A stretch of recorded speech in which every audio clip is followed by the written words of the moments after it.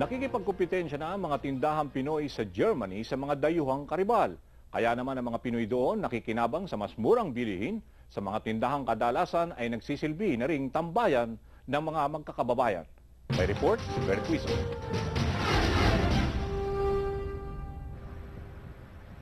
Bukod sa mataas na kalidad ng mga paninda, rasonableng presyo ang dahilan kung bakit tinatangkilik ang mga tindahang Pinoy kumpara sa iba pang Asian stores dito sa Germany. Pero higit sa lahat, ang mga tindahang Pinoy ay ginagawa na ring tambayan at lugar ng kumustahan at kwentuhan ng mga magkababayan. Dito sa Wuppertal City, dinarayo ang Filipino Asian shop na pag-aari ng Pinay na si Maria Krexman na noon lang 1 taon binuksan. Last year, unang-unang namimili ako dito, tapos nagkakilala kami ni Ato. Tapos yung alap ako ni Ato na gusto niya ibinta yung 60% niya. So, sabi ko, tamang-tama naman, malaki na ang mga bata. At saka, para makilala ko rin ang marami. Hindi ko alam ang katutak ng mga Pilipino ng Wuppertal. Puro papuri naman ang mga customer sa kanilang paboritong tindahan.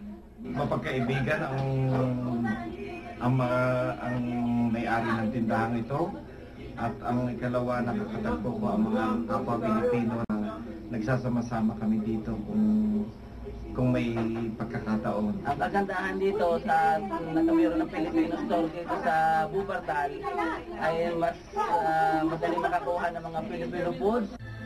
25 kilometro mula sa Wuppertal, dinarayo rin ang isang international store sa lungsod ng Düsseldorf. Pag-aari naman ito ng Briton na may asawang Pinay.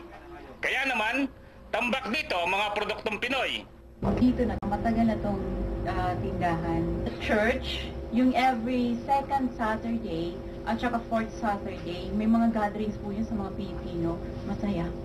Ang kagandahan nito, ang kanilang customer ay pwedeng umorder sa pamamagitan ng internet. Para sa Balitang Europe, Bert Quizon, Germany. Pinuri ni Senador Gregorio Gringo Honasan ang pagkakaisa ng mga Pinoy sa Europa. Pinasalamatan din ng Senador ang The Philippines.